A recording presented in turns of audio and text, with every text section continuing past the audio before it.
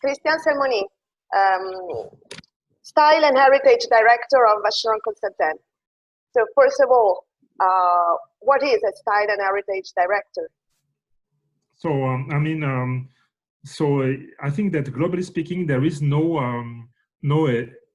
rule or basically definition of what is the job of heritage and style director or style and heritage director. So I think it really depends on the organization, on the companies, and on the business in which they are related.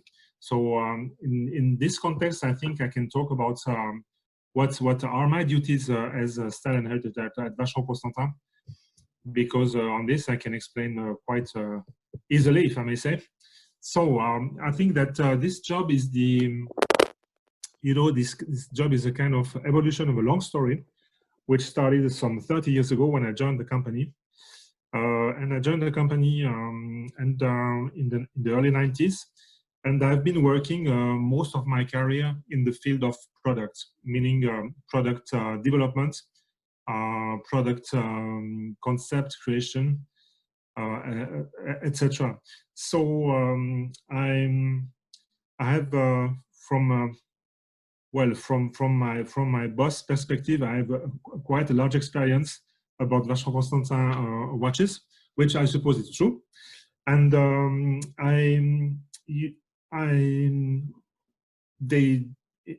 a way, I used to be artistic director from 2010 until 2017, and when Mr. Ferla, our president CEO, joined the company, I had discussions with him, and I was pretty much I was very interested into being more present on let's say the communication aspects of Vacheron Constantin in terms of product. And also, I was also expecting to spend more time, maybe on the heritage part of the company. So we found, thanks to him, we found this super agreement, which is for me to stay one foot in the product design, which is the style part of my job, and to put another foot in the history of the brand, which is the heritage part. So in a nutshell.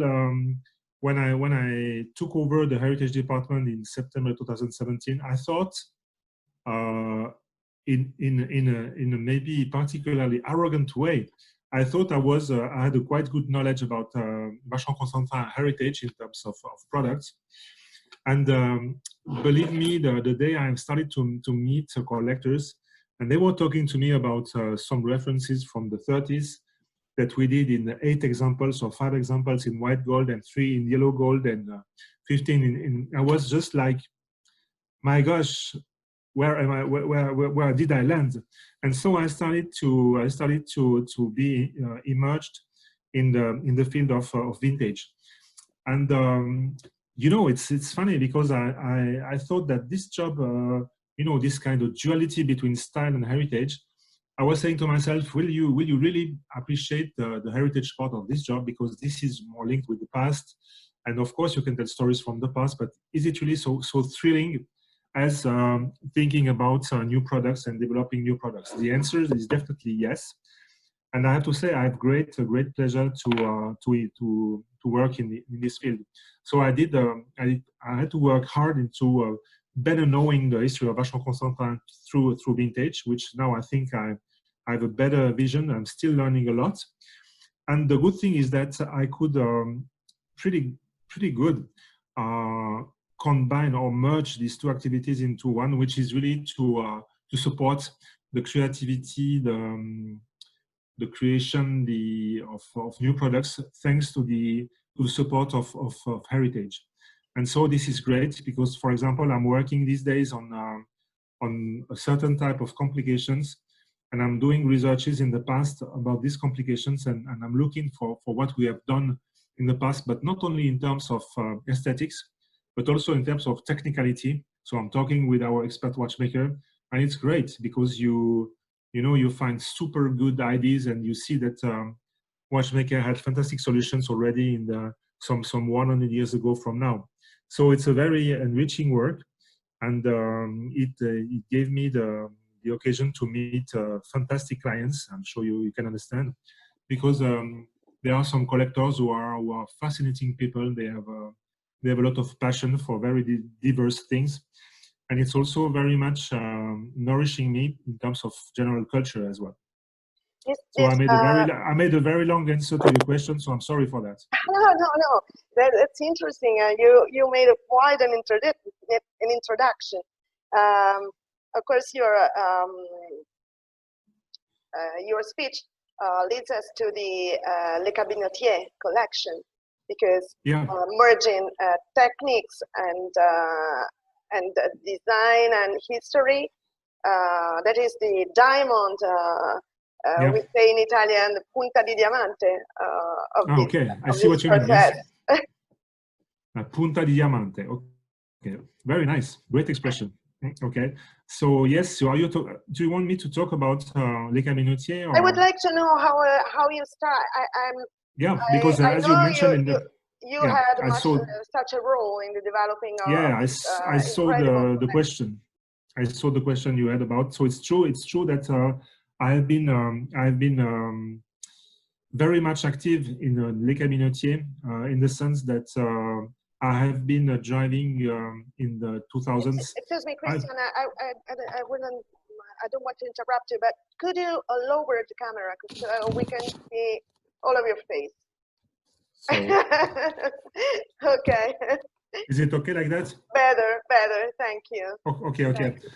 So yes, I was saying. So I've been very lucky to be part of this adventure, as I've been driving both design and development of Les Cabinotiers during the 2000s. So I think it has been one of the most fascinating experiences that I had, and I have many. I think we did some fantastic timepieces. I think it was maybe for the designers the most interesting challenge in terms of designs, in the sense that you are chasing for creating exceptional timepieces, and you really want to open new windows, and that was amazing. So in this context, I would say of Les Cabinotiers, I think I have some great memories, and I would say, of course, there is one timepiece which has been which is maybe the most fabulous, which has been the reference 57-60, so the world's most complicated timepiece in 2015, which took 8 years of development for 3 master watchmakers. So that is so far the most complicated watch that we ever made in Les Cabinotiers, of course.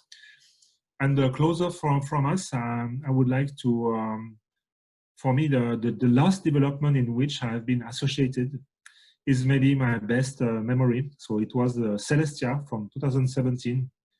Celestia was a fantastic super complication with a 23 complication displayed on 2 faces.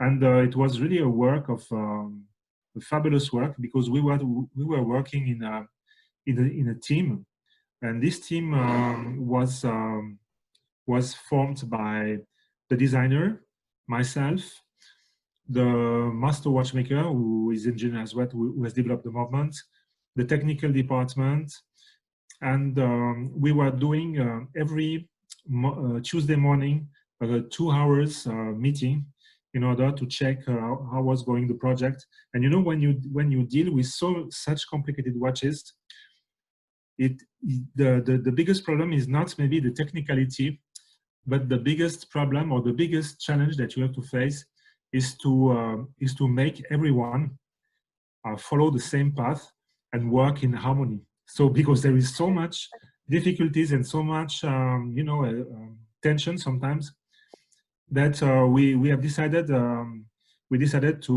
have a very straightforward kind of meetings in which we decided to say exactly what we wanted to say. So it was really cool, because every Tuesday we were here and we were saying like, okay, what kind of problems are we going to talk this morning? And so we started like that, and the development went really well, and the watch was absolutely fantastic. And it's when such watches are so amazing, so beautiful, so harmonious. This is really, I think, the result of a good joint work with people. So at the end of the day, in the field of Les Cabinotiers, as it is the case in other areas, so it's a matter of men and women working together in good harmony. I think that's the key word. And actually, those you're working with on such a project, I guess they are kind of artists. Yeah. So maybe that's the most difficult thing, because in that case, people have a strong personality, right? Yeah, sure. But this is also the reason why they are successful. In a sense, you have to find ways to make things go in a smooth way, and I think it's a kind of it's a job which is a bit like a moderator kind of a job. And sometimes you have to make some compromises, and sometimes you have to understand that if someone tells you that things have to be done that way, so you have to follow what he says. So, but I had a great pleasure to do so, and I love very much to work in teamwork, and I love very much this kind of confrontation, because this is how we build great things, I think. So Les Cabinotiers is kind of a bespoke. Yes, it is. Right. So this means that when you launch a piece unique, there will never be the same piece, but I can order the same kind of watch with same complications, but a different construction, a different style. Sure. I mean, so the idea with the general concept behind the Cabinotier is really that we do only unique pieces. So we are developing movements, and I think it's there are some exceptions, but normally it's almost impossible to develop one movement to do one single watch. Why? Because the cost of development is so enormous that the final price for the timepiece would be unaffordable for clients. So we are mutualizing some developments. Typically, I was talking about the Celestia, which is a good example. When we developed the Celestia, it's a 5 years work. And since the beginning, we decided to make 2 extractions of the Celestia, one with 3 weeks power reserve, autonomy, and tourbillon, and one with minute repeater, which we presented this year at Watches and Wonders. So this is Ode to Music. So this is a good example. So we are doing watches which are different, but still incorporate common elements with another watch. So that's the way we are working. So can you tell us more about the 2 Les Cabinotiers, the 2 models you launched this year? Yeah, there's another one. So sure. So okay. So let's carry on maybe with Ode to Music. So like I was mentioning, so this is the second extraction, or the second iteration from this development of super complicated astronomical timepiece. So this is a minute repeater, which has in addition a lot of astronomical complications. So 19 complications at total. So the key point in this development, I think, is the incredible wearability, if I may say, of this timepiece. So imagine that we have 600 components. We have a movement which is only 7.85 millimeter thick, double-faced, and the watch is a 45 millimeter diameter with a total thickness of a little bit more than 12 millimeters. So it's a very wearable timepiece, super elegant, and I love very much this timepiece. It has a great number of interesting complications, astronomical, and very readable complications, which is not always the case when you deal with so many complications. So that is a unique piece that we have been offering. And the second one, which has been maybe the most, the one which drove the most, the biggest attention, has been the tempo. So tempo is another kind of timepiece. It's a super complicated timepiece. We have 24 complications in tempo, which means that this timepiece is the most complicated wristwatch that we ever made in our history. We have 1,163 components in the movement, and watches, wristwatches which have more than 1,000 components in the movement are extremely rare. So it's really an exceptional timepiece. So what kind of complications do we have in tempo? So we have a mix of chiming complications. So this is a minute repeater. We have also, in addition, sorry, the chronograph complications. So this is also a split-second chronograph. And we have a perpetual calendar and additional complications which are astronomical, like the sunrise and sunset indication, duration of the day and the night, equation of time, running equation of time, and tourbillon as well. So that's a very sophisticated complication. And well, this is the interesting aspect from the design angle, is the fact that the designers, they decided to create a fully symmetrical case, meaning that you can wear tempo on both sides. So you decide which side you want to wear. Thanks to a very simple system in the bracelet, you push on a push piece and you release the bracelet. You flip tempo on your wrist and you put it on the side you want to wear it. So that's really a fantastic timepiece. And this kind of super complications, they are really created in order to showcase what we are able to do at Les Cabinotiers in terms of superlative watchmaking. So this is a tempo. It is an incredible piece. Yeah, and it's so bad we cannot see it this year. But yeah, yes, I think we did our very best for this digital Watches and Wonder, and we have been able through Zoom to communicate a lot about what we have done. But it's true that we are missing the touch and feel experience for sure. So yeah. Maybe next year it's going to be different. Maybe next year, yeah.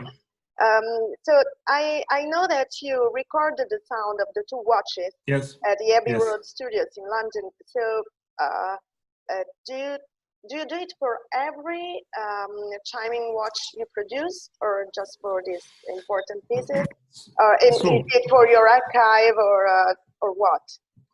So in fact, this year for Les Cabinotiers, every year we have a dedicated theme. So we have this year the theme has been La musique du temps, the music of time. And so obviously in the music of time we are talking about minute repeaters and grande sonnerie, for example.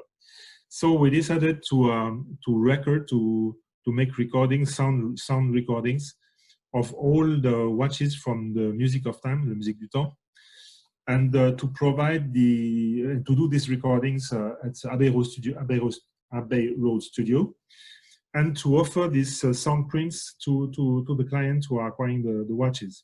So that's a nice gift, obviously, because these recordings have been made in one of the most famous studios of the world. And in addition, for us, it's something which is very important, because when the watch will come back for service or for any other reason, if we have to dismantle the timepiece, then we will be able to reproduce the sounds of the minute repeater exactly in the same way it was when the watch left the manufacturer brand new. So that is the idea behind. So now, within this partnership with Abbey Road Studio, it would make sense to extend this to recordings of our minute repeaters, and I am particularly thinking about the striking watches that we have in our heritage collection. So this is something maybe for the future. But we are making sound prints of all the minute repeaters that we do. But we are doing this internally for the moment. But this is a very good question. We are thinking about extending this together with the partnership with Abbey Road Studio. It's very interesting. It's very nice idea. Actually, it's useful and nice for the client. I agree. I would like to speak about another important collection, the Métiers d'Art. Oh yeah. Okay. Great. The Métiers d'Art Atelier. So I know you were behind the development of this Yes. atelier too at the same time, right? Yes. Yes. So I think Métiers d'Art, I had a long. I've shared a lot of years together with Métiers d'Art. So since the very beginning, so we reintroduced decorative crafts in the manufacture in the middle of the 2000s. So I've been in charge of the development of the workshop. And so for me, in a nutshell, if when you talk to me about Métiers d'Art, so I think about I imagine Vacheron Constantin as a nice garden, very well preserved, you know, with gardeners who are taking care of this garden, well organized. And you have one place in this garden which is a kind of a natural mess. Everything goes in every direction, and this is Métiers d'Art. So I think this is a kind of a creative playground in the company where any surprising idea can come and become interesting for a development. So I think it has been a fantastic platform to showcase our creativity in a different way than let's say strict design or strict technicality. And it was fabulous to work on this collection. And I remember that during my artistic director's years, I was spending up to 40% of my time into Métiers d'Art, because it's very demanding from the concept point of view. You may think that you have a great idea, but the transcription of this idea into a timepiece is a long and very difficult process. So sometimes it's a bit like you know. So when you think about the cooks, if they want to create a new dish, they have to experiment many ways to achieve something, and sometimes it's not successful. So I think it's a bit the same with Métiers d'Art. So it's great. I think it's for Vacheron Constantin, it really helped us to create our image of creative and innovative brand from that perspective. And it's a super interesting area. Yeah, but definitely. here we're speaking mostly of decoration, right? In Yeah. Métiers d'Art, and I was wondering how many of these techniques you master internally in the manufacture. All of them, or sometimes you work with external artists. Yeah, so we decided something at the beginning which I think made sense. We decided to work on 4 historical crafts, namely guillochage, enameling, engraving, and gem setting. So these are historical crafts that are present at Vacheron Constantin since the 18th century, and we decided to use this craft and to create new things, to be innovative, still using this very ancient craft. So that is great, because it gave us plenty of good ideas. In addition, we wanted to continue to work with a network of specialists outside the company who are working also on Métiers d'Art. So some of them, they are located in Switzerland, but we have been working with people far away from home, if I may say. No, notably with the Japanese lacquer maison. Yeah, I remember that. Yeah. Very rare technique, actually. Yeah, and it was a fantastic experience. So in the sense that my colleague, chief designer, and myself, we were going to Kyoto, let's say once or twice a year, and we were trying to discuss with our colleagues in Kyoto. They were not at all speaking English, or pretty not that much. As usual. And our level of Japanese was very low, as you can imagine. But we understood each other as good as if we were neighbors. So that was fabulous. Yes, I really enjoyed that very much. So yes, Métiers d'Art is a platform also for the integration of let's say external crafts that we may use depending on the subject. I would like to finish to end with the with your modern collections, and let's say your most modern collection, okay, and okay. I would say that it is your 56. Yeah. Where does the design come from, and what was your aim with this collection? Sure. So we in the recent years we noticed that there was a growing interest for let's say well, obviously we all know that. So the vintage, the trend is huge, and it became huge. So we noticed that there was a great interest for kind of retro, contemporary kind of design, and that there was a very strong interest from our clientele for maybe a less formal way to wear a classic Vacheron Constantin in comparison with the traditional of patrimony, for example. So we found that we had enough room to create a collection which will be not a historical collection and not kind of another patrimony. So this is why we take our inspiration from that model from 1956, the reference 6073, which has some interesting design aspects.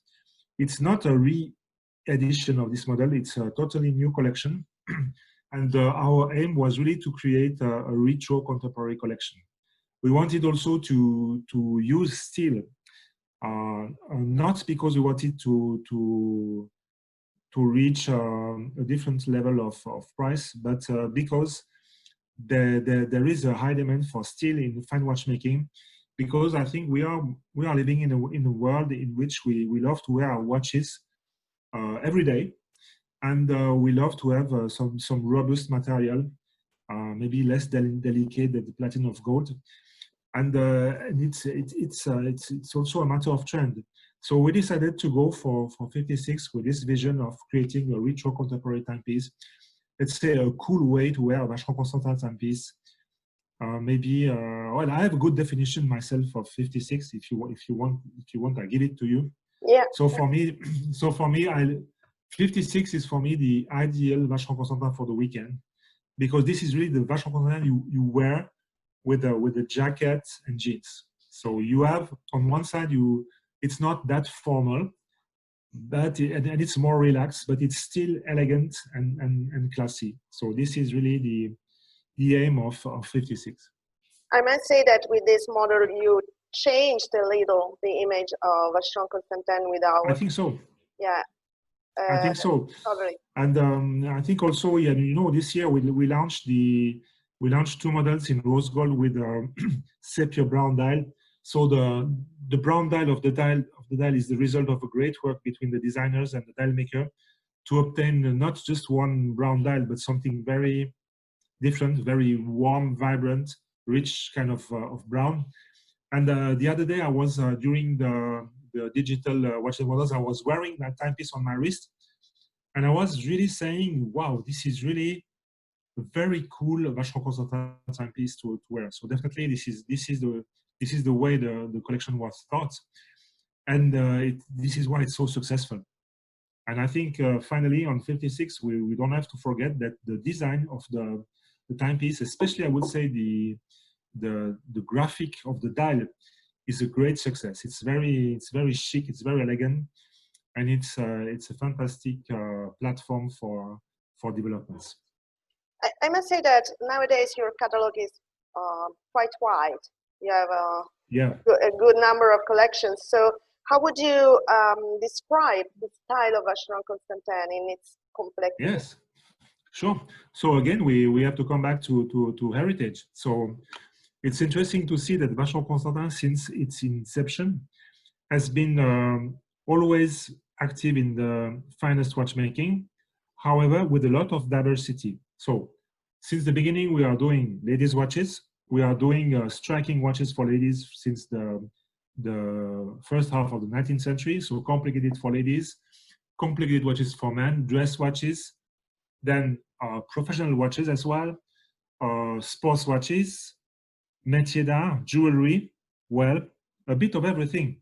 So I think it's in our roots, this diversity, and this is why we are covering so many aspects of fine watchmaking.